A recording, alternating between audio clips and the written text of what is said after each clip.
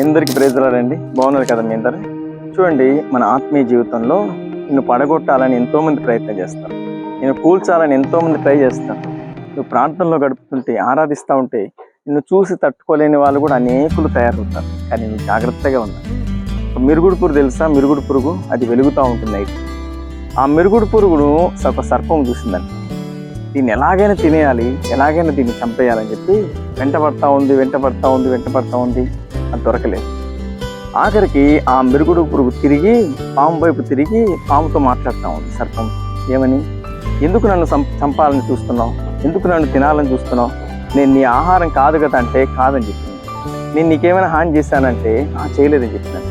మరి ఎందుకు నన్ను చంపాలని చూస్తున్నావు అని అడిగితే, నీ వెలుగు నాకు నచ్చలేదు. నువ్వు ఎంతగా ప్రకాశిస్తూ ఉంటే నేను చూడలేకపోతున్నాను. అది చూసి తట్టుకోలేకే నేను చంపడానికి నేను వెంటబడుతున్నాను అని చెప్పినాను. నీ వెలుగును చూసి అనేకులు కూడా తట్టుకోలేరు. నువ్వు ప్రకాశించే ఆ ప్రకాశమానమైన వెలుగు, ఆ షైని చూసి అనేకులు తట్టుకోలేని వాళ్ళు నిన్ను ఆర్పాలని చూస్తారు. ఆ ప్రార్థనా జీవితం నుంచి నెట్టాలని చూస్తారు. ఆ ఆరాధన కలిగిన ఆ మనసును చూసి నిన్ను త్రోసేయాలని చూస్తారు. అనేక ఇబ్బందులు కలిగిస్తారు. అనేక అపాయములను చుట్టూ పెడతారు. కానీ భయపడదు. నీ వెలుగు అనేక జీవుల ఎదుట నువ్వు ప్రకాశిస్తూనే ఉండాలి.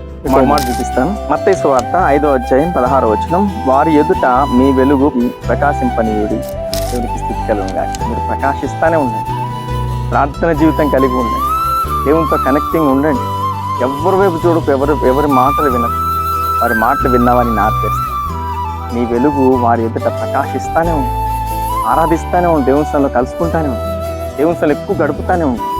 దేవుడు నీ వెలుగులోకి అనేక జనులను నడిపించేలా ఆయన చేస్తాడు.